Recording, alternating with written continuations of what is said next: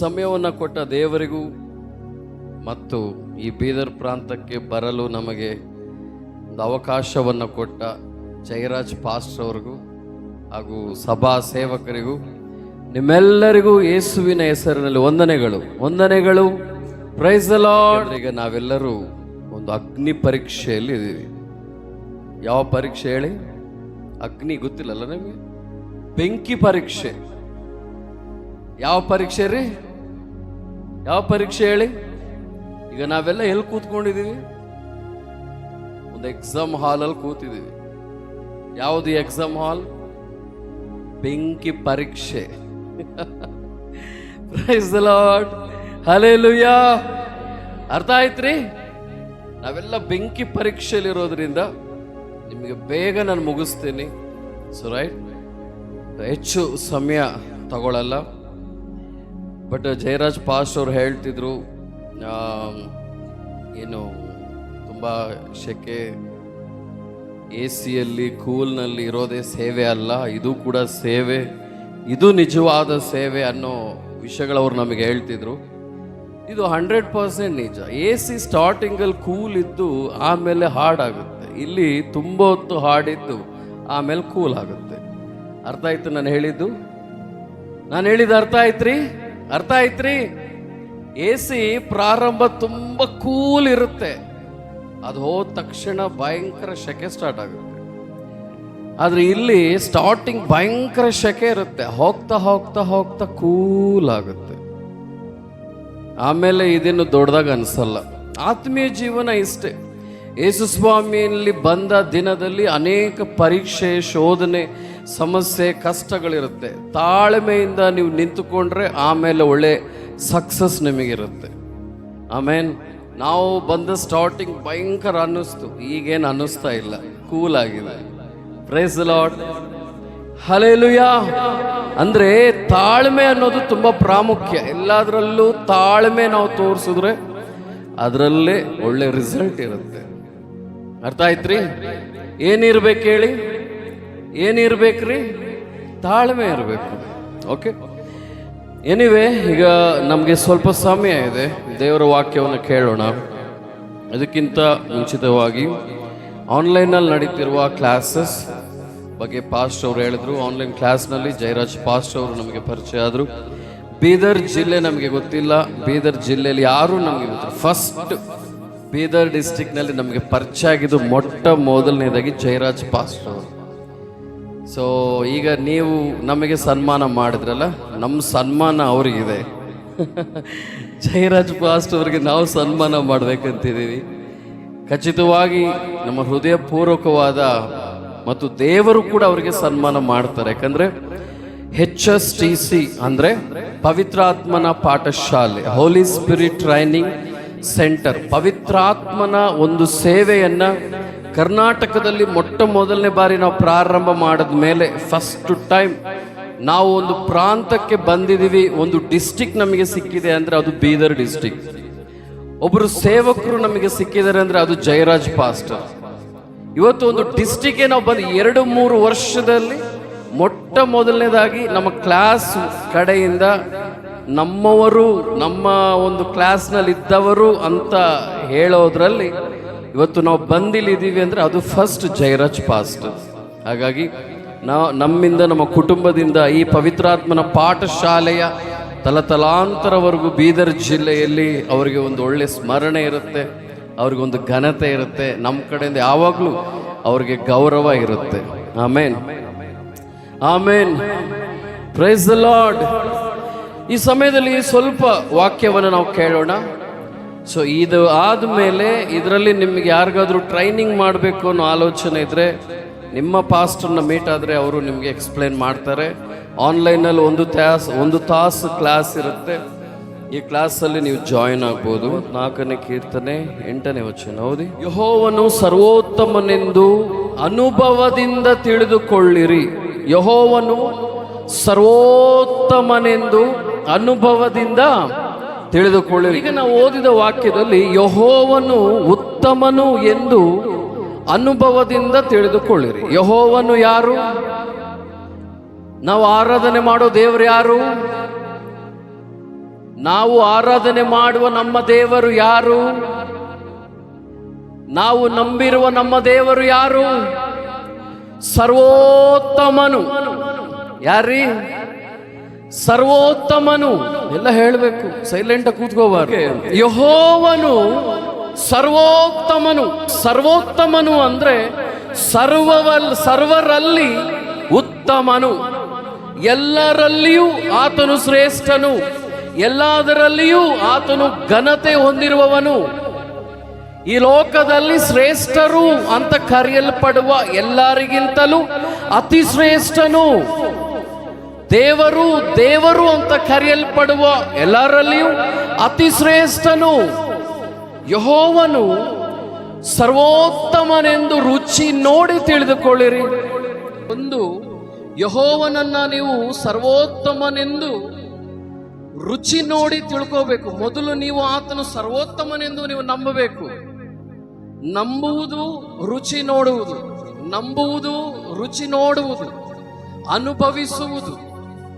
Right? ದೇವರನ್ನ ನಂಬಬೇಕು, ದೇವರನ್ನ ರುಚಿ ನೋಡಬೇಕು, ದೇವರನ್ನ ಅನುಭವಿಸಬೇಕು.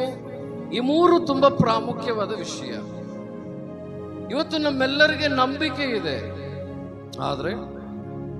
ಆದ್ರೆ ದೇವರನ್ನ ರುಚಿ ನೋಡ್ತಾ ಇದೆ. ಸೊ ರುಚಿ ನೋಡುವುದಂದ್ರೆ ಏನು? ದೇವರನ್ನ ರುಚಿ ನೋಡುವುದಂದ್ರೆ ಏನು? ನೋಡ್ರಿ, ರುಚಿ ನೋಡುವುದರಲ್ಲಿ ಅನುಭವ ಇದೆ. ಒಂದು ಎಕ್ಸಾಂಪಲ್ ನಿಮ್ಗೆ ಹೇಳ್ತೇನೆ. ಈಗ ನಿಮಗೆ ಗೊತ್ತಿರೋ ಹಣ್ಣು ಮ್ಯಾಂಗೋ ಗೊತ್ತಲ್ಲ? ಮ್ಯಾಂಗೋ ಗೊತ್ತಲ್ರಿ? ಹಣ್ಣು, ಮಾವಿನ ಹಣ್ಣು ತಿಂದ್ರೆ, ಮ್ಯಾಂಗೋ ತಿಂದ್ರೆ, ಆಪಲ್, ಮ್ಯಾಂಗೋ, ಮಾವಿನ ಹಣ್ಣು, ಸೇಬು ಹಣ್ಣು ತರ ಇರುತ್ತೆ ಅಂತ ಹೇಳಿದ್ರೆ ನೀವು ನಂಬ್ತೀರಾ? ಇದೇನಿದು? ಅನುಭವ ಹೇಗ್ ಬಂತು? ತಿನ್ನೋದ್ರಿಂದ ಬಂತು. ಇವತ್ತು ನೀವು ತಿನ್ನದೇ ಇರುವ ವಿಷಯ ನಿಮ್ಗೆ ಹೇಳಿದ್ರೆ ನಿಮ್ಗೆ ಏನಾರ ಅನುಭವ ಇರುತ್ತಾ ಅಲ್ಲ? ಅಂದ್ರೆ ಒಂದನ್ನ ನಾವು ರುಚಿ ನೋಡುವಾಗ ಅದರಲ್ಲಿ ಒಂದು ಅನುಭವ ಬರುತ್ತೆ. ಎಸ್ಸಾರ್ನೋ? ನೋಡುವುದು ಬೇರೆ, ಅನುಭವ ಪಡೋದು ಬೇರೆ. ಕೇಳುವುದು ಬೇರೆ, ಅನುಭವಿಸುವುದು ಬೇರೆ. ನಾವು ನೋಡುವವರು, ಕೇಳುವವರು ಮಾತ್ರವಾಗಿರದೆ ಅನುಭವ ಇರುವವರಾಗಬೇಕು. ಮಾರ್ಕನ ಸುವಾರ್ತೆ 11:22 ವಚನ ಓದಿ ಬೇಗ. ಈ ಬೆಟ್ಟಕ್ಕೆ ನಿನ್ನನ್ನು ಕಿತ್ತುಕೊಂಡು ಹೋಗಿ ಸಮುದ್ರದಲ್ಲಿ ಬೀಳು ಎಂದು ಹೇಳಿ ತನ್ನ ಮನಸ್ಸಿನಲ್ಲಿ ಸಂಶಯ ಪಡದೆ ತಾನು ಹೇಳಿದ್ದು ಆಗುವುದೆಂದು ನಂಬಿದರೆ ಅವನು ಹೇಳಿದಂತೆ ಆಗುವುದು. ಇಲ್ಲಿ ದೇವರನ್ನ, ಯೆಹೋವನನ್ನ ರುಚಿ ನೋಡಿ, ಅನುಭವದಿಂದ ರುಚಿ ನೋಡಿ ತಿಳಿದುಕೊಳ್ಳಿರಿ ಅಂದ್ರೆ ದೇವರನ್ನ ಅನುಭವ, ದೇವರಿಂದ ಒಂದು ಅನುಭವ ಎಕ್ಸ್ಪೀರಿಯನ್ಸ್ ನೋಡೋದು ಅಂದ್ರೆ ಇಲ್ಲಿ ವಾಕ್ಯದಲ್ಲಿದೆ. ಯಾವನಾದ್ರೂ ಈ ಬೆಟ್ಟವನ್ನ ನೋಡಿ ಇಲ್ಲಿಂದ ಕಿತ್ತುಕೊಂಡು ಹೋಗಿ ಸಮುದ್ರದಲ್ಲಿ ಬೀಳು ಅಂತ ಹೇಳುವಾಗ ಸಂಶಯ ಪಡದೆ ಹೇಳಿದ್ರೆ ಅವನು ಹೇಳಿದಂತೆ ಆಗುವುದು. ಇಲ್ಲಿ ಎರಡು ವಿಷಯ ನೋಡ್ರಿ. ದೇವರನ್ನ ನಂಬ್ರಿ. ಎರಡನೇದು, ಈ ಬೆಟ್ಟವನ್ನ ನೋಡಿ ಇಲ್ಲಿಂದ ನೀನು ಕಿತ್ತುಕೊಂಡು ಹೋಗಿ ಸಮುದ್ರದಲ್ಲಿ ಬೀಳು ಅಂತ ಹೇಳಿದ್ರೆ ಅವನು ಹೇಳಿದಂಗೆ ಆಗುತ್ತದೆ. ಅರ್ಥ ಆಗ್ತಿದ್ರಿ? ಈಗ ದೇವರನ್ನ ನಂಬಿ ನನ್ನ ಮುಂದೆ ಇರುವ ಬೆಟ್ಟವನ್ನ ನಾನು ಇನ್ನೂ ತೊಲಗಿಸಿಲ್ಲ ಅಂದ್ರೆ, ಈ ಬೆಟ್ಟ ನನ್ನಿಂದ ಹೋಗಿಲ್ಲ ಅಂದ್ರೆ, ಬೆಟ್ಟದಂತ ಸಮಸ್ಯೆಗಳಲ್ಲಿ ನಾನು ಇನ್ನೂ ಇದೀನಿ ಅಂದ್ರೆ, ಈ ರೋಗದಲ್ಲಿ, ಈ ದರಿದ್ರತೆಯಲ್ಲಿ, ಈ ಮಾಟ ಮಂತ್ರದಲ್ಲಿ, ಸೈತಾನನ ಕಾರ್ಯದಲ್ಲಿ, ಕುಟುಂಬ ಶೋಧನೆಗಳಲ್ಲಿ, ಸಮಸ್ಯೆಗಳಲ್ಲಿ, ಬಾಧೆಗಳಲ್ಲಿ ನಾನು ಇನ್ನೂ ಇದೀನಿ ಅಂದ್ರೆ ನಾನಿನ್ನೂ ರುಚಿ ನೋಡಿಲ್ಲ ಅಂತ ಅರ್ಥ. ಅದು ನಮಗಿನ್ನೂ ಆ ರುಚಿ ಸಿಕ್ಕಿಲ್ಲ ಅಂತ ಅರ್ಥ. ಅದು ಅಬ್ರಹಾಮನ ಬಗ್ಗೆ ಕೇಳ್ತೇವೆ, ಅಬ್ರಹಾಮನು ಮಾಡಿದ ಹಾಗೆ ನಾವು ಮಾಡೋಕ್ಕಾಗ್ತಿಲ್ಲ. ಯಾಕೋಬನ ಬಗ್ಗೆ ಕೇಳ್ತೇವೆ, ಆದ್ರೆ ಯಾಕೋಬನ ಹಾಗೆ ಮಾಡೋದಕ್ಕೆ ಆಗ್ತಾ ಇಲ್ಲ. ಏಲಿಯನ ಬಗ್ಗೆ ಕೇಳ್ತೇವೆ, ಏಲಿಯನ ಹಾಗೆ ಮಾಡೋದಕ್ಕೆ ನಮ್ಗೆಲ್ಲ ಆಗ್ತಾ ಇಲ್ಲ. ಪ್ರತಿ ಭಾನುವಾರ ಇಲ್ಲಿ ಬಂದಾಗ ಎಷ್ಟು ವಿಷಯಗಳು ನೀವು ಕೇಳ್ತೀರಾ, ಎಷ್ಟು ವಿಷಯಗಳು ನೀವು ಮಾಡ್ತಿದ್ದೀರಾ.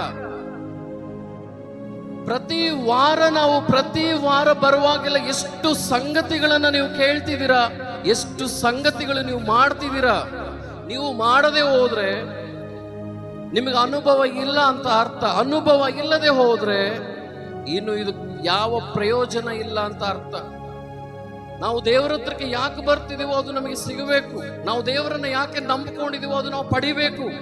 ಯೇಸು ಸ್ವಾಮಿ ಹತ್ರ ಯಾಕೆ ಬಂದಿದೀವೋ ಅದು ನಮಗೆ ನಡಿಬೇಕು.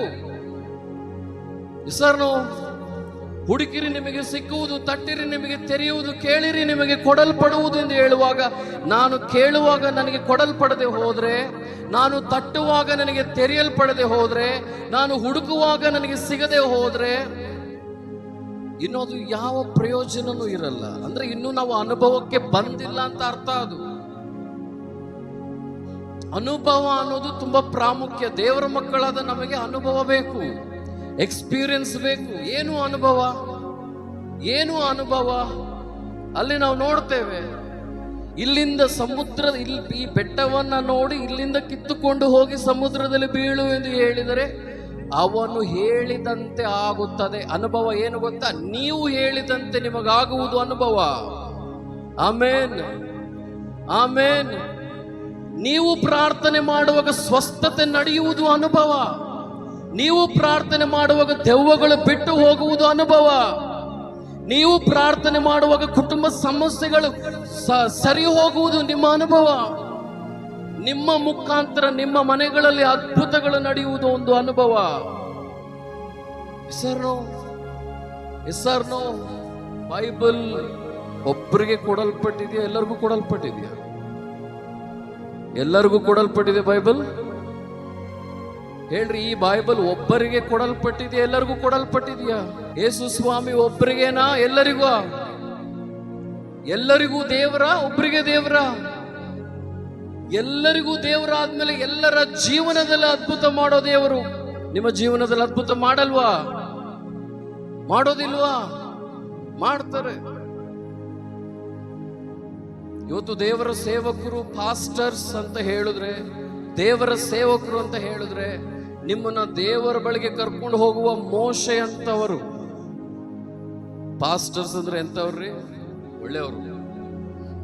ಇಲ್ಲಿ ನೋಡಿ, ಮೋಶೆ ಇಸ್ರಾಯೇಲ್ ಹತ್ರಕ್ಕೆ ಬಂದಾಗ ಯಾರನ್ನ ಕರ್ಕೊಂಡು ಬಂದ್ರು? ಮೋಶೆ ಇಸ್ರಾಯೇಲ್ಯರು ಐಗುಪ್ತ ದೇಶದಲ್ಲಿದ್ದಾಗ, ಐಗುಪ್ತ ದೇಶದಿಂದ ಇಸ್ರಾಯೇಲನ್ನ ಬಿಡಿಸುವುದಕ್ಕೆ ಯಾರು ಬರ್ತಾರೆ? ಮೋಶೆ. ಇಸ್ರಾಯೇಲ್ ಅನ್ನುವುದು ದೊಡ್ಡ ಸೈನ್ಯ ಅಲ್ವಾ? ಅಷ್ಟು ದೊಡ್ಡ ಸೈನ್ಯವನ್ನ ಬಿಡಿಸುವುದಕ್ಕೆ ಯಾರು ಬರ್ತಾರೆ? ಎಷ್ಟು ಜನ ಬರ್ತಾರೆ? ಒಬ್ರೇ ಬರ್ತಾರಲ್ವಾ? ಒಬ್ರೇ. ಯಾರದು? ಗಟ್ಟಿಗೆ ಮಾತಾಡ್ಬೇಕು. ಯಾರದು? ಮೋಶೆ. ಇಲ್ಲಿ ನೋಡಿ, ಅಷ್ಟು ದೊಡ್ಡ ಸಮೂಹಕ್ಕೆ ಕರ್ಕೊಂಡು ಹೋಗುವುದಕ್ಕೆ ಬರುವುದು ಒಬ್ಬ ಮೋಶೆ. ಇದು ನಮಗೆ ಕಾಣುವಂಥದ್ದು. ನಮಗೆ ಕಾಣದೇ ಇರುವಂಥದ್ದು ಇನ್ನೊಂದೇನು ಗೊತ್ತಾ? ಆ ಮೋಶೆ ಜೊತೆ ಒಬ್ರು ಬರ್ತಾರೆ, ಅವರ ಜೊತೆ ಒಂದು ಸೈನ್ಯ ಬರುತ್ತೆ. ಅವ್ರ ಹೆಸರೇನು ಹೇಳಿ ನೋಡೋಣ? ಅವ್ರ ಹೆಸರೇನ್ರಿ? ಯೆಹೋವನು. ಎಲ್ಲ ಚಪ್ಪಾಳೆ ಹೊಡಿರಿ, ಗಟ್ಟಿಗೆ ಚಪ್ಪಾಳೆ ಹೊಡಿರಿ. ಬರೋದ್ಯಾರು? ಕಾಣೋದ್ಯಾರು? ಒಬ್ರೇ. ಅಷ್ಟು ದೊಡ್ಡ ಸಮೂಹಕ್ಕೆ ಕರ್ಕೊಂಡು ಹೋಗೋದಕ್ಕೆ ಬರುವಾಗ ಮೋಶೆ, ಎಲ್ಲರೂ ನೋಡುವಾಗ ಎಲ್ಲರ ದೃಷ್ಟಿಯಲ್ಲಿ ಇರೋದು ಒಬ್ಬನೇ, ಆತ ಮೋಶೆ. ಆದ್ರೆ ಕಾಣದೇ ಇರುವ ಸಂಗತಿ ಏನು ಗೊತ್ತಾ? ಆ ಮೋಶೆ ಜೊತೆ ಒಬ್ಬರು ಬರ್ತಾರೆ, ಆತನು ಯೆಹೋವನು, ಸರ್ವಶಕ್ತಿ ಉಳ್ಳ ದೇವರು, ಸರ್ವಾಧಿಕಾರಿಯಾಗಿರೋ ದೇವರು, ಮಹೋನ್ನತನಾಗಿರೋ ದೇವರು. ಆ ದೇವರ ಸೈನ್ಯವು ಬರುತ್ತೆ. ಇವತ್ತು ನಿಮ್ಮ ಮಧ್ಯದಲ್ಲಿ ಒಂದು ಸೇವಕ, ನಿಮ್ಮ ಪಾಸ್ಟರ್ ಅಮ್ಮ, ಒಂದು ಫ್ಯಾಮಿಲಿ ನಿಮಗೆ ಕಾಣ್ತಾ ಇದೆ. ಹೌದಾ? ಹೌದ್ರಿ? ಈಗ ಹೇಳಿ, ಅವರ ಪಕ್ಕದಲ್ಲಿ, ಅವರ ಜೊತೆಲಿ ಯಾರಿದ್ದಾರೆ? ಅವರೊಬ್ರ ದೊಡ್ಡ ಸೇನೆ ಇದೆ ಅವರ ಹತ್ರ. ಅದು ದೇವರ ಸೇನೆ. Amen, praise the lord. Anyway, ಇಲ್ಲಿ ನಾನು ಹೇಳ್ತಿರೋ ವಿಷಯ ಏನು ಅಂದ್ರೆ, ನಮ್ಮೆಲ್ಲರಿಗೂ ಕೂಡ ವಾಕ್ಯ ಕೊಡಲ್ಪಟ್ಟಿದೆ. ನಮ್ಮೆಲ್ಲರ ಕೈಯಲ್ಲಿ ಬೈಬಲ್ ಇದೆ. ಸೊ ನಾವು ಪ್ರತಿ ಭಾನುವಾರ ಇಲ್ಲಿ ವಾಕ್ಯ ಕೇಳ್ತಾ ಇದ್ದೇವೆ. ಈ ವಾಕ್ಯಗಳನ್ನ ಕೇಳ್ತಿರೋ ನೀವು, ಈ ಮಾತುಗಳನ್ನ ಕೇಳ್ತಿರುವ ನೀವು, ಪ್ರತಿ ಭಾನುವಾರ ನೀವು ಕೇಳ್ತಿರೋ ವಾಕ್ಯಗಳನ್ನ ನಂಬಿ ಅದು ನೀವು ಉಚ್ಚರಿಸಬೇಕು. ಅದು ನೀವು ಏನು ನಿಮ್ಮ ಕ್ರಿಯೆಯಲ್ಲಿ ತರಬೇಕು. ಈ ತರುವಾಗ ಅನುಭವ ಬರುತ್ತೆ, ಅವಾಗ ಅದ್ಭುತಗಳು ನಡೆಯುತ್ತೆ. ಎಸಾರ್ನೋ, ಇವತ್ತು ನಿಮ್ಮೆಲ್ಲರ ಜೀವನದಲ್ಲಿ ಒಂದು ಬೆಟ್ಟದಂತ ಸಮಸ್ಯೆಗಳಿದೆ. ಇದೆ ರೀ? ಸಮಸ್ಯೆಗಳು ಇಲ್ಲದೆ ಇರೋರು ಯಾರು? ಕೈ ಎತ್ರಿ ನೋಡೋಣ. ಸಮಸ್ಯೆಗಳು ಇರೋರ್ ಕೈ ಎತ್ರಿ. ದೇವರ ಉತ್ತಮನು ಅನ್ನುವುದನ್ನ ನಾವು ರುಚಿ ನೋಡ್ಬೇಕು. ನಾವು ಇಲ್ಲಿ ಬಂದು ಏನು ಆರಾಧನೆ ಮಾಡ್ತಾ ಇದೀವೋ ಅದು ನಾವು ಅನುಭವಿಸ್ಬೇಕು. ಸೊ ಅನುಭವಿಸುವುದು, ರುಚಿ ನೋಡುವುದಂದ್ರೆ ನನ್ನ ಮುಖಾಂತರ ಕ್ರಿಯೆಗಳಾಗುವುದು. ಅಲ್ಲಿ ಅದೇ 11:22 ಅದೇ ಹೇಳಿದ, ಅವನು ಹೇಳಿದಂತೆ ಆಗುವುದು. ಅದು ಆಶೀರ್ವಾದ ರೀ, ಅದು ಅದ್ಭುತ ರೀ. ಅರ್ಥ ಆಗ್ತಿದ್ಯಾ? ಅದ್ಭುತ ಏನು ಹೇಳಿ? ದೇವರು ನಮಗೆ ಕೊಡ್ತಿರುವ ಅದ್ಭುತ ಏನು? ನೀವು ಹೇಳಿದಂತೆ ನಿಮಗೆ ಆಗುತ್ತೆ. ನಿಮ್ಮ ಕುಟುಂಬದ ಸಮಸ್ಯೆಗಳು ದೇವರು ನಿಮ್ಮಿಂದಲೇ ಬಿಡುಗಡೆ ಕೊಡ್ತಾರೆ. ಅರ್ಥ ಆಗ್ತಿದ್ರಿ? ಈ ತರ ಒಂದು ಅನುಭವ ನಮಗೆ ಬರಬೇಕು ಅಂದ್ರೆ, ಈ ಅನುಭವಗಳು ಬರಬೇಕು ಅಂದ್ರೆ ನಮ್ಮ ಕ್ರಿಯೆಯಲ್ಲಿ 2 ಮಾರ್ಪಾಟು ತಗೋಬೇಕು, 2 ವಿಧವಾದ ಬದಲಾವಣೆ ನಾವು ಮಾಡ್ಕೋಬೇಕು. ನಿಮ್ಮಲ್ಲಿ ಎಷ್ಟು ಜನ ಈ ತರ ಒಂದು ಅನುಭವ ಬೇಕು ಅಂತ ಬಯಸ್ತೀರ? ನೀವು ಪ್ರಾರ್ಥನೆ ಮಾಡುವಾಗ ನಿಮ್ಮ ಮುಖಾಂತರ ನಿಮ್ಮ ಮನೆ ಆಶೀರ್ವದಿಸಲ್ಪಡಬೇಕು ಅಂತ ನೀವು ಎಷ್ಟು ಜನ ಬಯಸ್ತೀರ? ನಿಮ್ಮ ಮುಖಾಂತರ ನಿಮ್ಮ ಕುಟುಂಬ ಆಶೀರ್ವದಿಸಲ್ಪಡಬೇಕು ಅಂತ ಎಷ್ಟು ಜನ ಬಯಸ್ತೀರ? ಎಲ್ಲರೂ ಬಯಸ್ತೀರ?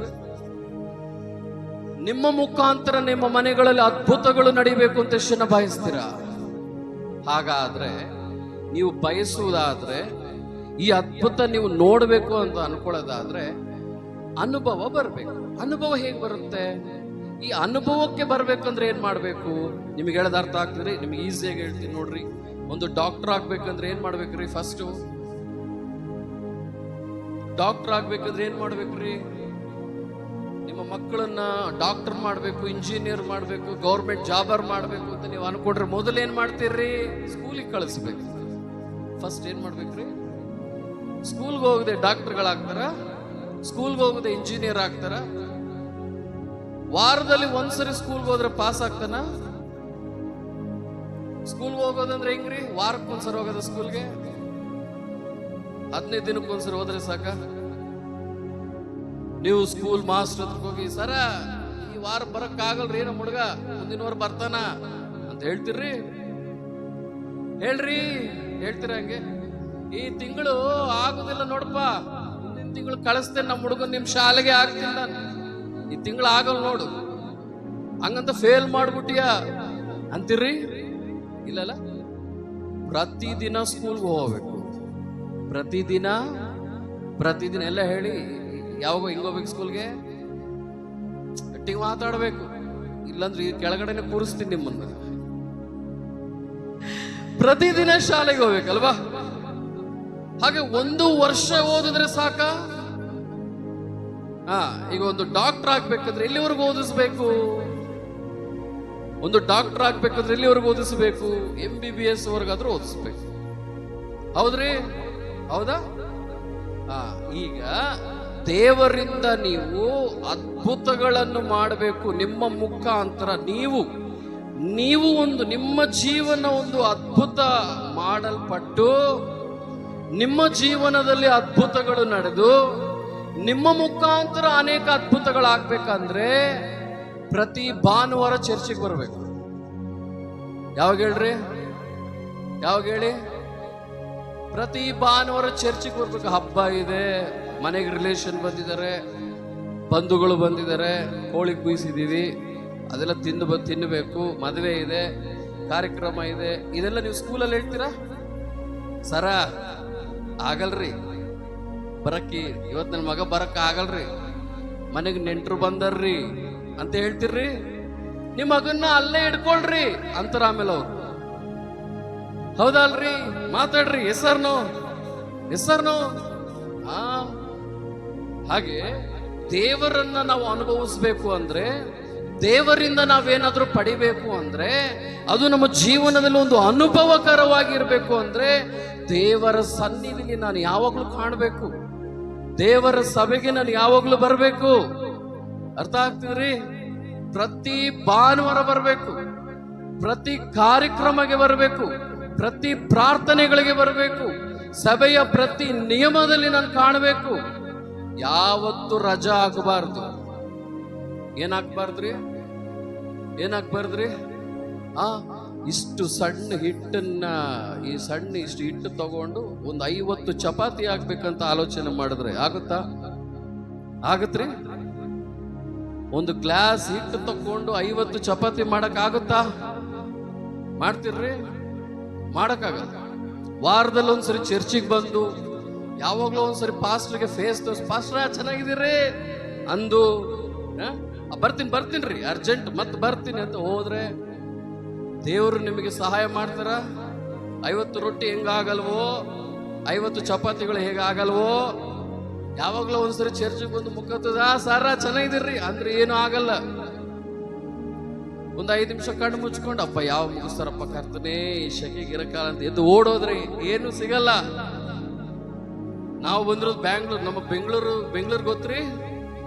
ಕೂಲ್ ತಂಪಿರುವ ಒಂದು ಸ್ಥಳ, ಯಾವಾಗ್ಲೂ ಕೂಲ್ ಆಗಿರುತ್ತೆ. ನಾವು ಹಂಗಿರೋರು ಈ ಸ್ವಲ್ಪ ಶೆಕೆ ಬಂದ್ರೆ ತಡೆಯೋಕ್ಕಾಗಲ್ಲ. ಈಗ ನಮ್ಗೆ ಆಗೋದಿಲ್ಲ. ಸೊ ಇವತ್ತು ಬಂದು ನಾನು ಇಲ್ಲಿ ನಿಮ್ಮ ಹತ್ರ ಇಷ್ಟೊತ್ತು ಮಾತಾಡ್ತಿದ್ದೀನಿ. ನಾನು ಸ್ಟಾರ್ಟಿಂಗ್ ಪಾಸ್ಟ್ರ ನನ್ನ ಕೈಲಿ ಆಗಲ್ರಿ ಈ ಶೆಕೆ ತಡೆಯೋಕೆ, ನಿಮಗೆ ಮೈಕ್ ಕೊಡ್ತೀನಿ, ಇವತ್ತೊಂದಿನ ನೀವು ಮಾಡ್ಕೊಳ್ರಿ, ಮುಂದಿನವರೆಲ್ಲ ಅರ್ಜೆಂಟ್ ಫೋನ್ ಬಂತು ಅಂತ ನಾನು ಓಡೋದ್ರೆ ಇಲ್ಲಿ ಈ ಶೆಕೆಯಿಂದ ನಾನು ತಪ್ಪಿಸ್ಕೊಳ್ತೀನಿ. ದೇವರಿಂದ ಬರೋ ಬಹುಮಾನ ತಪ್ಪಿಸ್ಕೊಳಕ್ಕಾಗುತ್ತ? ಅದು ದೇವರಿಂದ ಬರುವ ಒಂದು ಆಶೀರ್ವಾದ ನಾನು ಮಿಸ್ ಮಾಡ್ಕೊಳ್ತೀನಲ್ವಾ? ಹೌದಾ ಅಲ್ರಿ? ನಾನು ಈ ದೇಹನ ನೋಡ್ತಿಲ್ಲ, ನನ್ನ ಆತ್ಮನ ನೋಡ್ತಿದ್ದೀನಿ. ಆಮೇನ್. ಅರ್ಥ ಆಗ್ತಿದ್ರಿ? ನೀವು ಒಳ್ಳೆ ಸ್ಪಂದನೆ ಕೊಟ್ಟರೆ ಬೇಗ ಮುಗಿಸ್ತೀನಿ. ಎಲ್ಲೆಲ್ಲೋ ನೋಡ್ಕೊಂಡು ಕೂತ್ರೆ ನಿಧಾನಕ್ಕೆ ಹೋಗ್ತೀನಿ. ಹಾಗೆ ನಿಮ್ಮ ಕೈಯಲ್ಲೇ ಇದೆ, ಮೈಕ್ ನನ್ನ ಕೈಯಲ್ಲಿದೆ, ಟೈಮ್ ನಿಮ್ಮ ಕೈಯಲ್ಲಿದೆ. ದೇವರಿಗೆ ಸ್ತೋತ್ರ. ಹಲ್ಲೆಲೂಯಾ. ಸೊ ನಾನು ಏನ್ ಹೇಳ್ತಿದ್ದೀನಿ ಅಂದ್ರೆ, ಈ ದಿನ, ಈ ಕ್ಷಣ, ಈ ಒಂದು ಪ್ರಾಂತ ಎಷ್ಟೋ ಕಷ್ಟಕರವಾಗಿದೆ. ಈ ಪ್ರಾಂತದಲ್ಲಿ ಇಲ್ಲಿ ಬಂದಿರುವ ನಿಮ್ಮೆಲ್ಲರ ಜೀವನಗಳು ಕೂಡ ಎಷ್ಟೋ ಕಷ್ಟಕರವಾಗಿದೆ. ನಿಮ್ಮ ಕುಟುಂಬದಲ್ಲಿ ಸಮಸ್ಯೆಗಳಿದೆ, ಕಣ್ಣೀರಿದೆ, ನೋವಿದೆ, ಅನೇಕ ಬಂಧನಗಳಲ್ಲಿ ನೀವಿದ್ದೀರಾ, ಅನೇಕ ಸಮಸ್ಯೆಗಳಲ್ಲಿ ನೀವಿದ್ದೀರಾ, ಅನೇಕ ಕಷ್ಟಗಳಲ್ಲಿ ನೀವಿದ್ದೀರಾ. ಹೌದ್ರಿ? ಒಂದು ಶೆಕೆ ಹೇಗೆ ತಡೆಯೋಕ್ಕಾಗ್ತಿಲ್ವೋ, ಸಮಸ್ಯೆಗಳು ಹಂಗೆ ತಡೆಯಕ್ ಆಗ್ತಾ ಇಲ್ಲ. ಇಷ್ಟು ಪ್ರಾಬ್ಲಮ್ಸ್ ಇದೆ. ಇದೆಲ್ಲ ಹೋಗ್ಬೇಕಾ ಬೇಡ್ರಿ? ಎಲ್ಲರೂ ಶೆಕೆ ಅನ್ಕೊಳ್ತಾರೆ. ಹೌದು, ಈ ಶೆಕೆ ಹೋಗೋದಕ್ಕೆ ಏನ್ ಮಾಡ್ಬೇಕು? ರೈಟ್, ಈ ಒಂದು ಮೂಮೆಂಟ್ ಹೋಗೋದಕ್ಕೆ ಏನ್ ಮಾಡ್ಬೇಕು ಅಲ್ರಿ? ಎಲ್ಲರೂ ಫಸ್ಟ್ ನಮ್ಮ ಕೈಯಲ್ಲಿ ಇಷ್ಟ ಆಗುತ್ತೆ, ಫಸ್ಟ್ ಒಂದು ಕೂಲರ್ ತೊಗೊಂಬರ್ರಿ ಅಂದ್ರೆ ನೆಕ್ಸ್ಟ್ ಭಾನುವಾರ ಒಂದು ಕೂಲರ್ ತರ್ತಾರೆ. ಅವರು ತರಲ್ಲ ಫಸ್ಟ್ ತರ್ತಾರೆ. ಎಲ್ಲರೂ ಹೀಗೆ ಕಷ್ಟಪಡೋ ಬದಲು ಎಲ್ಲರೂ ನಿಮ್ಮ ಪಾಸ್ಟರ್ಗೆ, ಸೇವಕರಿಗೆ ಸಹಾಯ ಮಾಡಿ ಎಲ್ಲರೂ ಕೈ ಹಾಕಿ ಬಂದ್ರೆ ಇಲ್ಲೊಂದು ಕೂಲರು, ಅಲ್ಲೊಂದು ಕೂಲರ್ ಬಂದ್ರೆ, ಕೂಲರ್ ಗೊತ್ತ್ರಿ ಅದ್ಭುತವಾದ ಆರಾಧನೆ ಮಾಡೋದು. ನಾವು ನೋಡಿದ್ರ, ನಾವು ಈ ದಿನ ದೇವರ ವಿಷಯದಲ್ಲಿ ನಮ್ಮ ಜೀವನದಲ್ಲಿ ಅದ್ಭುತಗಳು ನಡೆಯೋದೇ ಇರೋದಕ್ಕೆ, ನಮ್ಮಲ್ಲಿ ಕಾರ್ಯಗಳು ಆಗದೆ ಇರೋದಕ್ಕೆ ಕಾರಣ ಏನು ಗೊತ್ತ್ರಿ? ಆ ರುಚಿ ನೋಡಕ್ಕೆ ನಾವು ಇಷ್ಟಪಡೋದಿಲ್ಲ. ಇವತ್ತು ಬರ್ತೀವಿ, ಕೇಳ್ತಾ ಇದೀವಿ, ಹೋಗ್ತಿದೀವಿ, ಬಟ್ ಅದನ್ನ ರುಚಿ ಸಿಗ್ತಾ ಇಲ್ಲ. ಅರ್ಥ ಆಗ್ತಿದೆ ನಿಮಗೆ? ಇಲ್ಲಿ ನೋಡ್ರಿ, ಬರ್ತೀವಿ ಶೆಕೆ ಅಂತ ಓಡೋಗ್ತೀವಿ, ಮತ್ತೆ ಬರ್ತೀವಿ ಶೆಕೆ ಅಂತ ಓಡೋಗ್ತೀವಿ. ಬಟ್ ಈ ಆರಾಧನೆ ನೀವು ರುಚಿ ನೋಡ್ಬೇಕು ಅಂದ್ರೆ ನೀವೆಲ್ಲರೂ ಕೈ ಹಾಕಿ 1-2 ಕೂಲರ್ ತಗೊಂಡ್ಬರ್ರಿ. ಅವಾಗ ನೆಕ್ಸ್ಟ್ ಸಂಡೇ ನಿಮ್ಗೆ ಹೇಗಾಗುತ್ತೆ ಹೇಳಿ? ಓಡೋಗ್ಬೇಕು ಅನ್ಸುತ್ತಾ? ಏನ್ ಇಷ್ಟು ಬೇಗ ಚರ್ಚ್ ಮುಗೀತು, ಫಾಸ್ಟ್ ಇನ್ನೂ ಸ್ವಲ್ಪ ಹೊತ್ತು ಮಾಡ್ರಿ ಅಂತೀರಾ ಇಲ್ವಾ? ಶೆಕೆಯಿಂದ ಓಡೋಗೋದಕ್ಕೆ ನೋಡ್ತಾ ಇದೀವಿ, ಬಟ್ ಅದಕ್ಕೆ ಪರಿಹಾರ ಹುಡುಕ್ತಿಲ್ಲ. ಅಂದ್ರೆ ನಾನೇನ್ ಹೇಳ್ತೀನಿ, ಎಕ್ಸ್ಪೀರಿಯನ್ಸ್, ರುಚಿ ನೋಡೋಕೆ ನಾವು ಬರ್ತಾ ಇಲ್ಲ. ಹೌದಲ್ರಿ? ಅದು ಹಾಗಾಗಿ ನಾನೇನ್ ಹೇಳ್ತೀನಿ ಅಂದ್ರೆ, ನಮ್ಮ ಕ್ರಿಯೆ ಅನ್ನೋದು, ಈ ರುಚಿ ನಮ್ಗೆ ಹೇಗೆ ಸಿಗುತ್ತೆ, ಈ ಅದ್ಭುತ ಯಾವಾಗ ಆಗುತ್ತೆ ಅಂದ್ರೆ ನಮ್ಮ ಕ್ರಿಯೆ ಬದಲಾಗಬೇಕು, ನಮ್ಮ ಪ್ರವರ್ತನೆ ಬದಲಾಗಬೇಕು, ನಮ್ಮ ಕ್ರಿಯೆಗಳು ಬದಲಾಗಬೇಕು, ನಮ್ಮ ಆಲೋಚನೆಗಳು ಬದಲಾಗಬೇಕು. ನಾವು ಬದಲಾದ್ರೇನೆ ಎಲ್ಲವೂ ಬದಲಾವಣೆ ಆಗುತ್ತೆ. ಎಸಾರ್ನೋ ನಿಮಗೆ ಅರ್ಥ ಆಗ್ತಿದ್ಯಾ? ವಾಕ್ಯ ಹೇಳ್ತಾ ಇದೆ, ದೇವರನ್ನ ನಂಬ್ರಿ, ಯಾರಾದರೂ ಈ ಬೆಟ್ಟವನ್ನು ನೋಡಿ ಇಲ್ಲಿಂದ ಕಿತ್ಕೊಂಡು ಹೋಗಿ ಸಮುದ್ರದಲ್ಲಿ ಬೀಳು ಎಂದು ಹೇಳಿದರೆ ಅವನು ಹೇಳಿದಂತೆ ಆಗುತ್ತದೆ. ಈ ಅನುಭವ ನನಗೆ ಬರಬೇಕು ಅಂದ್ರೆ ಈ ಬೆಟ್ಟ ಕೀಳಲ್ಪಡಬೇಕು. ಈ ಬೆಟ್ಟ ಕೀಳೋದು ಯಾರು ಅಂದ್ರೆ ನೀವೇ.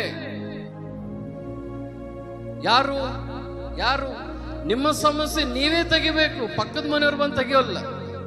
ನಿಮ್ಮ ಸಮಸ್ಯೆಗೆ ನೀವೇ ಉತ್ತರ, ನಿಮ್ಮ ಪ್ರಶ್ನೆಗೆ ನೀವೇ ಉತ್ತರ, ನಿಮ್ಮ ಸಮಸ್ಯೆಗಿನ್ನ ನೀವೇ ತೆಗಿಬೇಕು. ಇದು ನಿಮ್ಮ ಸಭೆ. ನಿಮ್ಮ ಸಭೆಯಲ್ಲಿ ಒಂದು ಪ್ರಾಬ್ಲಮ್ ಇದೆ ಅಂದ್ರೆ ಈ ಸಭೆಗೆ ನೀವೇ ಉತ್ತರ ಕೊಡಬೇಕು. ಇವತ್ತು ಈ ತರ ಒಂದು ಪರಿಸ್ಥಿತಿ ಇದೆ ಅಂದ್ರೆ ಇಲ್ಲೊಂದು ಪ್ರಶ್ನೆ ನಿಮಗೆ ಕಾಣಿಸಿದ್ರೆ ಉತ್ತರ ನೀವೇ ಕೊಡಬೇಕು. ನಿಮ್ಮ ಕುಟುಂಬದಲ್ಲಿ ಒಂದು ಸಮಸ್ಯೆ ಇದೆ ಅಂದ್ರೆ ಆ ಪ್ರಶ್ನೆಗೆ ಉತ್ತರ ನೀವೇ ಕೊಡಬೇಕು. ನಿಮ್ಮ ಗಂಡನ ವಿಷಯಕ್ಕೆ ಉತ್ತರ ನೀವೇ, ನಿಮ್ಮ ಹೆಂಡತಿಯ ಪ್ರಶ್ನೆಗೆ ಉತ್ತರ ನೀವೇ, ನಿಮ್ಮ ಮಕ್ಕಳ ಪ್ರಶ್ನೆಗೆ ಉತ್ತರ ನೀವೇ ಉತ್ತರ ಕೊಡಬೇಕು. ದೇವರು ಮಾಡೋ ಅದ್ಭುತ ಏನು ಗೊತ್ತಾ? ನಿಮ್ಮಿಂದಲೇ ಅದ್ಭುತ ಮಾಡುವುದು ದೇವರು ಮಾಡೋ ಅದ್ಭುತ. ಆಮೇನ್, ಆಮೇನ್. ನಿಮ್ಮ ಕುಟುಂಬಕ್ಕೆ ನಿಮ್ಮಿಂದಲೇ ಪರಿಹಾರ ಕೊಡ್ತಾರೆ, ನಿಮ್ಮ ಸಭೆಗೆ ನಿಮ್ಮಿಂದಲೇ ಪರಿಹಾರ ಕೊಡ್ತಾರೆ. ಇದೆಲ್ಲ ನಮಗೆ ಜೀವನದಲ್ಲಿ ನಡಿಬೇಕು ಅಂದ್ರೆ ನಮ್ಮ ಕ್ರಿಯೆ ಬದಲಾಗಬೇಕು. ಏನು ನಮ್ಮ ಕ್ರಿಯೆ ಬದಲಾಗಬೇಕಾಗಿರೋದು? ಏನನ್ನ ನಾವು ಬದಲಾವಣೆ ಮಾಡ್ಕೋಬೇಕು? ಸೊ ರೈಟ್, ವಾಕ್ಯ ಹೀಗೆ ಹೇಳ್ತಾ ಇದೆ, ಮೊದಲು ದೇವರ ನೀತಿ, ದೇವರ ರಾಜ್ಯವನ್ನು ಹುಡುಕ್ರಿ, ಆಮೇಲೆ ನಿಮಗೆ ಎಲ್ಲವೂ. ಹೇಳಿ, ಮಾತಾಡಿ. ಮೊದಲು ಈ ವಾಕ್ಯ ಗೊತ್ತ್ರಿ? ಮೊದಲು ದೇವರ ನೀತಿ, ದೇವರ ರಾಜ್ಯವನ್ನು ಹುಡುಕ್ರಿ, ಆಮೇಲೆ ಎಲ್ಲವೂ ನಿಮಗೆ ಸಿಗುತ್ತದೆ. ದೇವರ ಮಕ್ಕಳ ಇಲ್ಲಿ ಒಂದು ವಿಷಯನ ಆಲೋಚನೆ ಮಾಡ್ರಿ. ನನ್ನ ಮಾತನ್ನ ನೀವು ಸೀರಿಯಸ್ ಆಗಿ ತಗೊಳ್ರಿ. ನೀವು ಸೀರಿಯಸ್ ಆಗಿ ತಕೊಂಡಿಲ್ಲ ಅಂದ್ರೆ ಏನೂ ಆಗಲ್ರಿ. ಇದು ನಿಮಗೆ ಅರ್ಥ ಆಗದೆ ಹೋದ್ರೆ ಇದೊಂದು ಪೇಪರ್. ಇದನ್ನ ನೀವು ಅರ್ಥ ಮಾಡ್ಕೊಂಡ್ರೆ ಇದು ಪೇಪರ್ ಅಲ್ಲ, ಇದೊಂದು ಜೀವ. ನಿಮಗೆ ಅರ್ಥ ಆಗ್ತಿದೆ ನನ್ನ ಮಾತು? ನಿಮ್ಗೆ ಅರ್ಥ ಆಗ್ತಿದ್ಯಾ? ನಿಮ್ಮ ಹೆಂಡತಿ ಬೆಲೆ ನಿಮಗೆ ಗೊತ್ತಾದ್ರೆ ಆಕೆ ದೇವತೆ ತರ ಇರ್ತಾಳೆ, ಆಕೆ ಬೆಲೆ ಗೊತ್ತಾಗದೆ ಹೋದ್ರೆ ದೆವ್ವ ತರ ಇರ್ತಾಳೆ. ಇದು ಮನುಷ್ಯರ ಸಂಬಂಧಗಳಲ್ಲಿರೋ ಸಿಚುವೇಶನ್. ತಂದೆ ತಾಯಿ ಅರ್ಥ ಆಗದೆ ಹೋದ್ರೆ ಆ ಮಕ್ಕಳಿಗೆ ಅಪ್ಪ ಅಮ್ಮಂದಿರು ಒಂದು ಭಯಂಕರವಾದ ತಲೆನೋವು ತರ ಇರ್ತಾರೆ. ಅರ್ಥ ಆದ್ರೆ ದೇವರ ತರ ಇರ್ತಾರೆ. ಈ ಬೈಬಲ್ ನಿಮಗೆ ಅರ್ಥ ಆದ್ರೆ ಇದು ನಿಮಗೆ ಅದ್ಭುತ ಮಾಡುತ್ತೆ. ಅರ್ಥ ಆಗದೆ ಹೋದ್ರೆ ಇದು ನಿಮಗೇನೂ ಮಾಡಲ್ಲ. ಇದು ಅರ್ಥ ಮಾಡ್ಕೋಬೇಕು, ಇದನ್ನ ಗ್ರಹಿಸ್ಬೇಕು. ಅಂದ್ರೆ ನಾನು ಇದನ್ನ ಗ್ರಹಿಸ್ಬೇಕು, ಇದನ್ನ ತಿಳ್ಕೋಬೇಕು. ಇದನ್ನ ತಿಳ್ಕೋಬೇಕು ಅಂದ್ರೆ ಏನು? ಇದರಲ್ಲಿ ಅದ್ಭುತ ಇದೆ ಅಂತ ಹೇಳುವಾಗ, ದೇವರು ನಾನು ನಿನ್ನೊಂದಿಗಿದ್ದೇನೆ ಅಂತ ಹೇಳುವಾಗ, ದೇವರನ್ನ ನಂಬುದ್ರೆ ಅದ್ಭುತಗಳಾಗುತ್ತೆ ಅಂತ ಅನ್ನುವಾಗ, ಯೇಸುವಿನ ನಾಮದಲ್ಲಿ ಅದ್ಭುತಗಳು, ಮಹತ್ ಕಾರ್ಯಗಳು, ಸೂಚಕ ಕಾರ್ಯಗಳು ನಡೆಯುತ್ತೆ ಅನ್ನುವಾಗ ಅದನ್ನ ಅನುಭವಿಸ್ಬೇಕು, ಅದ್ಭುತಗಳನ್ನ ಪಡಿಬೇಕು, ಸೂಚಕ ಕಾರ್ಯಗಳನ್ನ ಹೊಂದ್ಕೋಬೇಕು. ನಮ್ಮ ದೇವರು ದೊಡ್ಡವನು ಅಂದ ಮೇಲೆ ಆ ದೊಡ್ಡ ದೊಡ್ಡ ಕಾರ್ಯಗಳು ನನ್ನ ಜೀವನದಲ್ಲಿ ನಡಿಬೇಕು. ಏನೂ ಆಗ್ತಾ ಇಲ್ಲ ಅಂದ್ರೆ ಅಲ್ಲಿಗೆ ತಪ್ಪು. ಇನ್ನು ನನ್ನ ಲೈಫ್ನಲ್ಲಿ ಪ್ರಾಬ್ಲಮ್ ಇನ್ನೂ ಇದೆ ಅನ್ನೋದಕ್ಕೆ ನಾನೇ ಕಾರಣ. ಅರ್ಥ ಆಗ್ತಿದ್ರಿ? ಈ ಟೇಬಲ್ ನೋಡ್ತಿದ್ದೀರಾ? ಇದು ನೋಡ್ತಿದ್ದೀರಾ? ವಾಕ್ಯ ಹೇಳ್ತಾ ಇದೆ, ಯಾವ ದೇವರಲ್ಲಿ ನಂಬಿಕೆ ಇಡ್ರಿ, ಈ ಬೆಟ್ಟವನ್ನ ನೋಡಿ ಇಲ್ಲಿಂದ ಕಿತ್ತುಕೊಂಡು ಹೋಗಿ ಸಮುದ್ರದಲ್ಲಿ ಬೀಳು ಅಂತ ಹೇಳಿದ್ರೆ ಅವನು ಹೇಳಿದಂತೆ ಆಗುತ್ತದೆ. ಹೌದ್ರಿ? ಇವತ್ತು ನಿಮಗೆ ಅಡ್ಡ ಇದೆ, ನಿಮ್ಮ ಸಮಸ್ಯೆ, ನಿಮ್ಮ ಸಾಲ, ನಿಮ್ಮ ರೋಗ, ಕುಟುಂಬದಲ್ಲಿ ಅಸಮಾಧಾನ, ಕಣ್ಣೀರು, ದುಃಖ, ರೋಗ, ಶಾಪ, ದರಿದ್ರತೆ, ಬಡತನ, ಇವೆಲ್ಲವೂ ಬೆಟ್ಟದೋಪಾದಿಯಲ್ಲಿ ನಿಮ್ಮ ಮುಂದೆ ಇದೆ. ಬೈಬಲ್ ಹೇಳ್ತಾ ಇದೆ, ದೇವರ ಮೇಲೆ ನಂಬಿಕೆ ಇಡ್ರಿ, ಈ ಬೆಟ್ಟವನ್ನ ನೋಡಿ ಇಲ್ಲಿಂದ ಕಿತ್ತು ಹೋಗು ಅಂದ್ರೆ ಹೋಗುತ್ತೆ ಅಂತ ಬೈಬಲ್ ಹೇಳ್ತಾ ಇದೆ. ಇದನ್ನ ನಾನು 10 ವರ್ಷದಿಂದ ಕೇಳ್ತಾ, 20 ವರ್ಷದಿಂದ ಕೇಳ್ತಾ, ನನ್ನ ಮುಂದೆ ನಿಂತಿರುವ ಈ ಬೆಟ್ಟ ಹೋಗದೆ ಹೋದ್ರೆ ಅದಕ್ಕೆ ನೀನೇ ಕಾರಣ, ಅದಕ್ಕೆ ನೀನೇ ಕಾರಣ. ಇನ್ನು ಈ ಬೆಟ್ಟನ ಇಲ್ಲಿ ಹಿಡ್ಕೊಂಡು, ದೇವ್ರೇ ಇದನ್ನ ತೆಗೆದಾಕಪ್ಪ, ದೇವ್ರೇ ನನ್ನ ಬಿಡಿಸಪ್ಪ, ದೇವ್ರೇ ಅಂದ್ರೆ ದೇವ್ರು ಏನು ಮಾಡಲ್ಲ. ಮಾಡ್ತಾರ್ರಿ? ದೇವ್ರು ಮೊದಲೇ ಹೇಳಿದರೆ ಬೈಬಲ್ ಅಲ್ಲಿ. ಈ ಬೈಬಲ್ ಯಾಕೆ ನಿಮಗೆ ಕೊಡಲ್ಪಟ್ಟಿದ್ದು? ಈ ಬೈಬಲ್ ಯಾಕೆ ಕೊಡಲ್ಪಟ್ಟಿದ್ದು? ಪಾಸ್ಟರ್ಗೆ ಮಾತ್ರ ಬೈಬಲ್ ಕೊಡಲ್ಪಟ್ರೆ ಪ್ರತಿಯೊಂದಕ್ಕೂ ಅವರೇ ಉತ್ತರ ಕೊಡಬೇಕು. ಇವತ್ತು ನಿಮಗೂ ಕೊಡಲ್ಪಟ್ಟಿದೆ ಅಂದ್ರೆ ಇನ್ನು ನೀವು ಉತ್ತರ ಕೊಡ್ಬೇಕು ಇದಕ್ಕೆ. ಸರ್, ಅನೇಕರು ಪಾಸ್ಟರ್ ತಪ್ಪುಗಳನ್ನ ಹುಡುಕ್ತಾರೆ. ಪಾಸ್ಟರ್ ಹಿಂಗೆ, ಪಾಸ್ಟರ್ ಅಮ್ಮ ಹಂಗೆ, ಸೇವಕರು ಹಿಂಗಿರ್ಬೇಕು, ಪಾಸ್ಟರ್ ಹಿಂಗಿರ್ಬೇಕು, ಪಾಸ್ಟರ್ ಅಮ್ಮ ಹಿಂಗಿರ್ಬೇಕು ಅಂತಾರೆ. ವಿಶ್ವಾಸಿಗಳು ಹೆಂಗಿರ್ಬೇಕು ಅಂತ ಗೊತ್ತಿಲ್ವಾ? ಅದು ಕೂಡ ಗೊತ್ತಾಗ್ಬೇಕಲ್ವಾ? ಎಸ್ಆರ್ನೋ ನಮ್ಮ ಮಮ್ಮಿ ಡ್ಯಾಡಿ ಹೆಂಗಿದ್ದಾರೆ ಅನ್ನೋ ಯೋಚನೆ ಇರುವಾಗ ಮಕ್ಕಳು ನಾವ್ ಹೆಂಗಿರ್ಬೇಕನ್ನೋ ಯೋಚನೆ ನಮಗಿರ್ಬೇಕಾ ಬೇಡವಾ? ಎಸ್ಆರ್ನೋ ಹೌದಲ್ರಿ? ಅನೇಕ ಹೆಂಡತಿರು ಗಂಡಂದಿರೋ ತಪ್ಪುಗಳನ್ನ ತೋರಿಸ್ತಾ ಇರ್ತಾರೆ. ಅವಾಗ ತಮ್ಮ ತಪ್ಪುಗಳನ್ನ ನೋಡ್ಕೋಬೇಕಲ್ವಾ? ಒಬ್ಬರ ತಪ್ಪುಗಳನ್ನ ತೋರಿಸೋ ಪ್ರತಿಯೊಬ್ಬರು ತಮ್ಮ ತಪ್ಪುಗಳನ್ನ ಕೂಡ ನೋಡ್ಕೋಬೇಕಲ್ವಾ? ಇವತ್ತು ದೇವರ ಮುಂದೆ ನಿಂತುಕೊಂಡು ನಾವು ಎಸಪ್ಪ ನಮ್ಮ ಸಮಸ್ಯೆಗಳೆಲ್ಲ ತೋಡ್ಕೊಂಡು ಹತ್ತು ಗೋಳಾಡಿ ಕಿರ್ಚಾಡಿ ಏನೆಲ್ಲ ಮಾಡ್ತೀವಿ, ಆದ್ರೆ ಇದು ಹೋಗಲ್ಲ. ಇದಕ್ಕೆ ಕಾರಣ ಯಾರು? ನೀವೇ. ಇದಕ್ಕೆ ಕಾರಣ ಯಾರು? ನಾವೇ. ವಾಕ್ಯ ಹೇಳ್ತಾ ಇದೆ, ದೇವರನ್ನು ನಂಬ್ರಿ, ಸಂದೇಹ ಪಡದೆ ಈ ಬೆಟ್ಟವನ್ನು ಕಿತ್ತು ಹೋಯ್ತು ಅಂತ ನಂಬುವುದಾದ್ರೆ ನೀವು ಹೇಳ್ದಂಗೆ ಆಗುತ್ತೆ. ಸೊ ಆಗ್ಬೇಕು, ಈ ದಿನ ನಡಿಬೇಕು. ಮುಂದಿನ ಭಾನುವಾರ ನೀವು ಹೀಗೆ ಬರಬಾರ್ದು, ನೆಕ್ಸ್ಟ್ ಸಂಡೇ ನೀವು ಹೀಗೆ ಬರಬಾರ್ದು. ಇವತ್ತು ಯಾವ ಸಾಲದಲ್ಲಿ ಬಂದಿದ್ರೋ, ಯಾವ ರೋಗದಲ್ಲಿ ಬಂದಿದ್ರೋ, ಯಾವ ಕಷ್ಟದಲ್ಲಿ ಬಂದಿದ್ರೋ, ಯಾವ ಕಣ್ಣೀರಿನಲ್ಲಿ ಬಂದಿದ್ರೋ, ಯಾವ ದುಃಖದಲ್ಲಿ ಬಂದಿದ್ರೋ, ಮುಂದಿನ ವಾರ ಅದು ಇರಬಾರ್ದು. ಆಮೇನ್, ಆಮೇನ್. ಅರ್ಥ ಆಗ್ತಿದ್ರಿ? ಮುಂದಿನ ಭಾನುವಾರ ಈ ಬೆಟ್ಟ ಕಿತ್ತು ಹೋಗ್ಬೇಕು. ಅದು ಅದ್ಭುತ, ಅದು ಅನುಭವ, ಅದು ಸಾಕ್ಷಿ. ಸರ್ನು ಭಾನುವಾರ ಒಬ್ರು ಇಬ್ರು ಅಲ್ಲ, ಎಲ್ಲ ಲೈನಲ್ಲಿ ನಿಂತ್ಕೊಂಡು ಸಾಕ್ಷಿ ಹೇಳಬೇಕು. ಈ ಪ್ರಾಂತಕ್ಕೆ ಈ ಸಭೆ ಸಾಕ್ಷಿಯಾಗಿರ್ಬೇಕು. ಅನೇಕ ಸಭೆಗಳಿಗೆ ಈ ಸಭೆ ಸಾಕ್ಷಿಯಾಗಿರ್ಬೇಕು.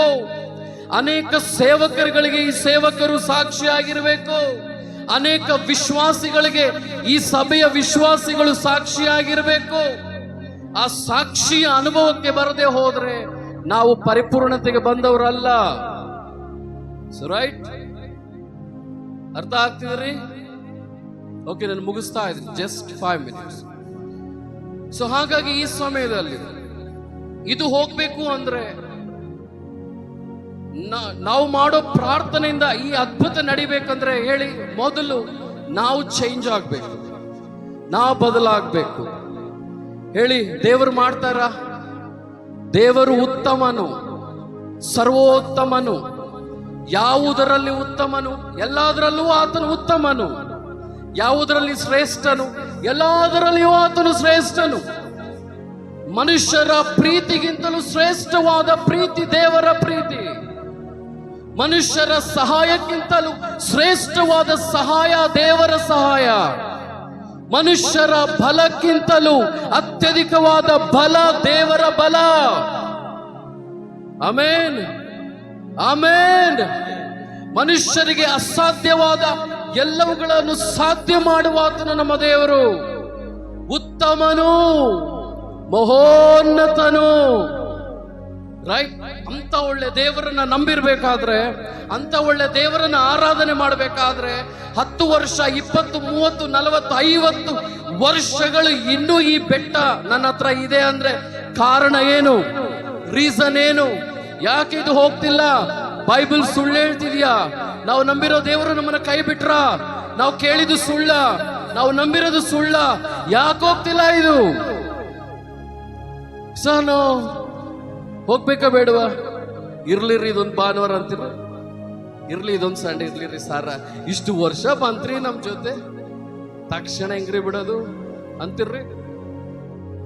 ಎಲ್ಲ ಕಣ್ಣುಗಳು ಮುಚ್ಚುವ, 1 ನಿಮಿಷ ಎಲ್ಲ ಎದ್ದು ನಿಂತ್ಕೊಳ್ರಿ. ಸೊ ಕಣ್ಣುಗಳನ್ನು ಮುಚ್ಚಿ,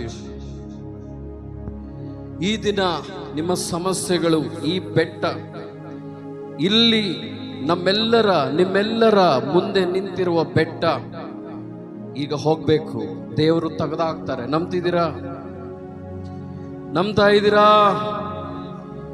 ಈ ಕ್ಷಣ ನಿಮ್ಮನ್ನು ಹಿಂಬಾಲಿಸುವ ಅಡ್ಡು ಬಂಡೆಯಾಗಿ ನಿಂತಿರುವ ಈ ಬಂಡೆಯನ್ನ, ಈ ಬೆಟ್ಟವನ್ನ ದೇವರು ನಿಮ್ಮ ಮುಖಾಂತರ ತೆಗೆಯಲು ಹೋಗ್ತಾ ಇದ್ದಾರೆ. ಅದು ಮೊದಲು ನೀವು ನಂಬಬೇಕು. ನಿಮ್ಮ ನಂಬಿಕೆ ಹೆಚ್ಚಾಗಿರಬೇಕು. ನಿಮ್ಮ ನಂಬಿಕೆ ಪರಿಪೂರ್ಣವಾಗಿರಬೇಕು. ನಿಮ್ಮಿಂದ ಎಲ್ಲ ಸಾಧ್ಯ. ಪೌಲ್ ಹೇಳ್ತಾರೆ, ನನ್ನನ್ನು ಬಲಪಡಿಸುವ ಆತನಲ್ಲಿ ಇದ್ದುಕೊಂಡು ಎಲ್ಲವನ್ನೂ ನಾನು ಮಾಡುವೆನು. ಮಾಡುವುದು ನೀವಲ್ಲ, ನಿಮ್ಮ ಮುಖಾಂತರ ದೇವರು ಮಾಡ್ತಾರೆ. ನಿಮಗೆ ಅಸಾಧ್ಯವಾದವೆಲ್ಲವುಗಳನ್ನು ದೇವರು ಸಾಧ್ಯ ಮಾಡ್ತಾರೆ. ಈ ದಿನ ನೀವು ಮಾಡಬೇಕು. ಇವತ್ತು ಈ ಕ್ಷಣ ನಾವು ಬೆಟ್ಟವನ್ನು ತೊಲಗಿಸೋಣ. ಕುಟುಂಬದಲ್ಲಿರುವ ರೋಗ, ಈ ರೋಗ ಅನ್ನೋ ಬೆಟ್ಟ, ಸಾಲ ಅನ್ನೋ ಬೆಟ್ಟ, ಚಿಂತೆ ಅನ್ನೋ ಬೆಟ್ಟ, ಗಂಡ ಹೆಂಡತಿ ಮಧ್ಯೆ ಸಮಸ್ಯೆ, ಮಕ್ಕಳ ಮಧ್ಯೆ ಸಮಸ್ಯೆ, ಕುಟುಂಬದಲ್ಲಿ ಅಶಾಂತಿ, ಕಣ್ಣೀರು, ನೋವು, ದುಃಖ, ಈ ಬೆಟ್ಟವನ್ನ ಇವತ್ತು ನಾವು ಖಂಡಿಸೋಣ. ಮುಂದಿನ ಭಾನುವಾರ ಬರುವಾಗ ಅನೇಕವಾದ ಅದ್ಭುತಗಳೊಂದಿಗೆ ನೀವು ಬರಬೇಕು, ಸ್ವಸ್ಥತೆಗಳೊಂದಿಗೆ ಬರಬೇಕು, ಬಿಡುಗಡೆಯೊಂದಿಗೆ ಬರಬೇಕು, ಹೊಸ ಮಾರ್ಪಾಟುವಿನೊಂದಿಗೆ ಬರಬೇಕು, ಹೊಸಬರಾಗಿ ನೀವು ಬರಬೇಕು. ಅರ್ಪಿಸಿ ನಿಮ್ಮ ಹೃದಯವನ್ನ, ಅರ್ಪಿಸಿ ನಿಮ್ಮ ಹೃದಯವನ್ನ. ಈ ದಿನ ನೀವು ಬದಲಾಗಬೇಕಾಗಿರೋದೇನಂದ್ರೆ, ಈ ಅನುಭವ ನಿಮಗೆ ಬರಬೇಕಂದ್ರೆ ನಿಮ್ಮಲ್ಲಿ ಆಗ್ಬೇಕಾಗಿರೋ ಬದಲಾವಣೆ, ನಿಮ್ಮ ಕ್ರಿಯೆಯಲ್ಲಿ ಆಗ್ಬೇಕಾಗಿರೋ ಬದಲಾವಣೆ, ನಿಮ್ಮ ಕ್ರಿಯೆಯಲ್ಲಿ ಆಗ್ಬೇಕಾಗಿರೋ ಬದಲಾವಣೆ ಏನು ಅಂದ್ರೆ, ದೇವರಿಗೆ ಸಮಯ ಕೊಡ್ರಿ, ದೇವರಿಗೆ ಸಮಯ ಕೊಡ್ರಿ. ಲೋಕದ ವ್ಯಾಪಾರ, ಲೋಕದ ವೃತ್ತಿ, ಲೋಕದ ಚಿಂತೆಗಳಿಂದ ಹೊರಗೆ ಬನ್ನಿ. ದೇವರಿಗೆ ಸಮಯ ಕೊಡಿ, ದೇವರಿಗೆ ಸಮಯ ಕೊಡಿ. ದೇವರ ಮುಂದೆ ಪ್ರಾರ್ಥಿಸಿ, ಪ್ರಾರ್ಥನೆಗೆ ಸಮಯ ಕೊಡಿ, ವಾಕ್ಯವನ್ನು ಧ್ಯಾನಿಸಿ, ದೇವ ಸೇವಕರೊಂದಿಗೆ ಸಮಯ ಕೊಡಿ, ಸಭೆಗೆ ನಿಮ್ಮ ಸಮಯ ಕೊಡಿ. ಈ ದಿನ ಇಲ್ಲೊಂದು ಸಭೆ ಇದೆ ಅಂದ್ರೆ ಕಾರಣ, ಅನೇಕರು ಬಂಧನಗಳಿಂದ ಬಿಚ್ಚಲ್ಪಡುವುದಕ್ಕಾಗಿ, ರೋಗಗಳಿಂದ ಸ್ವಸ್ಥತೆ ಕೊಡುವುದಕ್ಕಾಗಿ, ಅನೇಕರು ರಕ್ಷಣೆ ಹೊಂದುವುದಕ್ಕಾಗಿ ದೇವರು ತನ್ನ ಸೇವಕರನ್ನ ಇಲ್ಲಿ ನಿಲ್ಲಿಸಿದ್ದಾರೆ. ದೇವರ ಮಕ್ಕಳೇ, ನಿಮ್ಮಿಂದ, ಈ ಸಭೆಯಿಂದ ಅನೇಕ ಕಾರ್ಯಗಳು ನಡಿಬೇಕು. ದೇವರಿಗೆ ಸಮಯ ಕೊಡಿ, ದೇವರಿಗೆ ಸಮಯ ಕೊಡಿ. ಮನುಷ್ಯರೊಂದಿಗೆ ಸಮಯನ ಕಡಿಮೆ ಮಾಡಿ, ಮನುಷ್ಯರೊಂದಿಗೆ ಸಮಯ ಕಳೆಯುವುದು ಕಡಿಮೆ ಮಾಡಿ. ಅವರು ಉತ್ತಮರಲ್ಲ. ನಿನ್ನ ಪ್ರೀತಿಯನ್ನು ಅರ್ಥ ಮಾಡಿಕೊಳ್ಳುವುದಕ್ಕೆ ಅವರು ಉತ್ತಮರಲ್ಲ. ನಿನ್ನನ್ನು ಪ್ರೀತಿಸುವುದಕ್ಕೆ ಅವರು ಶ್ರೇಷ್ಠರಲ್ಲ. ಮನುಷ್ಯರ ಹತ್ರ ಸಮಯ ಕಡಿಮೆ ಮಾಡಿ, ದೇವರ ಹತ್ರ ಸಮಯ ಕಳೀರಿ, ದೇವ ಸೇವಕರೊಂದಿಗೆ ಸಮಯ ಕಳೀರಿ. ಒಳ್ಳೆ ಸಮಯ, ಒಳ್ಳೆ ಸಂದರ್ಭ, ಅವಕಾಶವನ್ನು ಕೊಟ್ಟಿ ಯೆಹೋವನು ಸರ್ವ ಉತ್ತಮನು, ಅನುಭವದಿಂದ ತಿಳಿದುಕೊಳ್ಳಿರಿ ಎಂಬುದಾಗಿ. ಎಲ್ಲಿವರೆಗ ನನ್ನ ಸಹೋದರಿ ಸಹೋದರ, ನೀನು ದೇವರು ನನಗೆ ಸರ್ವ ಉತ್ತಮನೆಂಬುದಾಗಿ ಅನುಭವ ನಿಂಗೆ ಬರಲ್ಲ, ಅಲ್ಲಿವರೆಗ ನಿನ್ನ ಜೀವಿತ ಇಷ್ಟೇ. ಒಂದು ತೊರೆಯಲ್ಲಿ ಅಥವಾ ಹಳ್ಳದಲ್ಲಿ ಒಂದು ಎಮ್ಮೆ ಅದರಲ್ಲಿ ಕುಳಿತುಕೊಂಡ ನಂತರ ಅದ್ರ ಶರೀರ ಹಾಯಿ ಅನಿಸೋದಷ್ಟೇ. ಅದ್ರದ್ದು ಹೊರಗಡೆ ಬಂದ ತಕ್ಷಣ ಮತ್ತು ತಿರುಗಿ ಅದ್ರ ಶರೀರ ಮೇಲೆ ಹೇಗೆ ಬೆಂಕಿ ಬಿಡ್ತಾ ಇರ್ತದೋ, ನಿನ್ ಜೀವ ಕೂಡ ಅಷ್ಟೇ. ನಿನ್ನ ಎಲ್ಲಿವರೆಗ ಅನುಭವ ಎಂಬುದಾಗಿ ನಿನ್ನ ಒಳಗೆ ಬರಲ್ಲ, ಅಲ್ಲಿವರೆಗೆ ನಿನ್ನ ಜೀವನ ಎಷ್ಟೇ ಇದೆ. ಆದರೆ ನನ್ನ ಸಹೋದರಿ ಸಹೋದರ ಕಾರಣ ಯಾರು? ನೀನೇ. ನೀನು ಹೀಗೆ ಇರಬಾರ್ದು ಎಂಬುದಾಗಿ ದೇವರ ಉದ್ದೇಶ. ನೀನು ಪ್ರತಿದಿನ ಒಂದು ಹೆಜ್ಜೆ ನಿನ್ನ ಮುಂದಿಟ್ಟು ಮುಂದೆ ನೋಡಿ ಓಡಬೇಕೆಂಬುದಾಗಿ ದೇವರ ಆಸೆ. ಆದರೆ ನೀನು ಹೀಗಿರುವುದು ಉತ್ತಮದಲ್ಲ. ಯೆಹೋವನು ಸರ್ವೋತ್ತಮನೆಂದು ಅನುಭವದ ತಿಳಿದುಕೊಳ್ಳಿರಿ ಎಂಬುದಾಗಿ ಒಳ್ಳೆ ಒಂದು ಸಂದೇಶ. ಈ ಬೆಟ್ಟಕ್ಕೆ ನಂಬಿಕೆ ವಿಶ್ವಾಸವಿಟ್ಟು ಇದು ಕೆತ್ತುಕೊಂಡು ಹೋಗಿ ಎಂಬುದಾಗಿ ನೀನು ಪ್ರಾರ್ಥನೆ ಮಾಡುವಾಗ ಅದನ್ನು ಹೇಳಿದ ಬೆಟ್ಟವನ್ನು ಕೇಳ್ತದೆ ಪ್ರೇಯರೇ. ಆದರೆ ನೀನೇ ಆ ಬೆಟ್ಟವಾಗಿ ಮಾರ್ಪಡಬಾರದು. ಆ ಬೆಟ್ಟಕ್ಕೆ ಕತ್ತರಿಸುವಂತ ಒಂದು ಶಕ್ತಿ ನನ್ನ ಏಸಪ್ಪ ನಿನ್ನನ್ನು ಕೊಡುವುದಕ್ಕಾಗಿ ಸಿದ್ಧನಾಗಿದ್ದಾನೆ ಪ್ರೇಯರೇ. ನೀನು ದಿನ ಅದು ಸ್ವೀಕಾರ ಮಾಡುವುದಾದರೆ ದೇವರು ನಿನ್ನ ಅದ್ಭುತಗಳನ್ನು ಮಾಡುವುದಕ್ಕಾಗಿ ಸಿದ್ಧನಾಗಿದ್ದಾನೆ. ನೀನು ದೇವರನ್ನು ತಿಳ್ಕೊಂಡು ಅರ್ಥ ಮಾಡಿಕೊಳ್ಳುವುದಾದರೆ ನನ್ನ ದೇವರು ಜೀವಿತದಲ್ಲಿ ಅದ್ಭುತ ಮಾಡುವುದಕ್ಕಾಗಿ ಸಿದ್ಧನಾಗಿದ್ದಾನೆ ಪ್ರೇಯರೇ.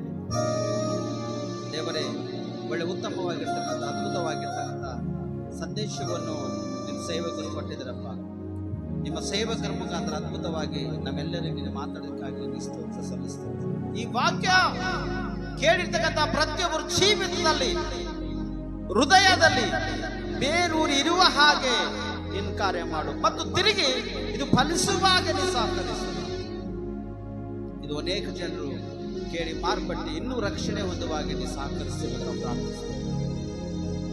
ಸೇವಕರನ್ನು, ಅವ್ರ ಕುಟುಂಬವನ್ನು, ಅವ್ರ ಹೆಂಡತಿ, ಅವ್ರ ಮಕ್ಕಳನ್ನು, ಅವ್ರು ಮಾಡ್ತಕ್ಕಂಥ ಮಿನಿಸ್ಟ್ರಿಯನ್ನು ಇನ್ನು ಜೀವಿಸುವ ಹಾಗೆ, ಇನ್ನು ಹೆಚ್ಚಿನ ರೀತಿಯಲ್ಲಿ ಅನೇಕ ಒಂದು ಸೇವಕರಿಗೆ ರೆಡಿ ಮಾಡುವ ಹಾಗೆ, ಅನೇಕ ವಿಶ್ವಾಸಿಗಳ ಹೃದಯಗಳು ಕಟ್ಟುವ ಹಾಗೆ ಅವ್ರಿಗಿನ್ನ ನೀವು ಬಳಕೆ ಮಾಡ್ತಿಂಬುದಾಗಿ ನಿನ್ನ ಸನ್ನಿಧಿಯಲ್ಲಿ ನಾವು ಪ್ರಾರ್ಥಿಸ್ತಾ ದೇವರೇ, ಈ ಸೆಕೆಯಾಗಿರ್ತಕ್ಕಂಥ ಈ ವಾತಾವರಣದಲ್ಲೂ ಕೂಡ ದೇವರೇ ಅವ್ರು ಸ್ವಲ್ಪ ಬೇಜಾರಾಗದಾಗೆ ಅತಿ ಉತ್ತಮವಾಗಿ ಸಂದೇಶ ಕೊಟ್ಟಿದ್ದಾರಪ್ಪ ಕರ್ತನೆ.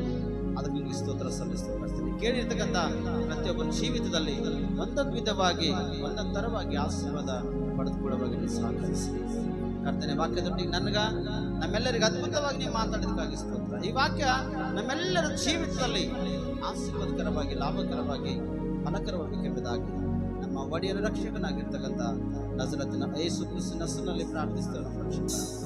Amen, amen, amen.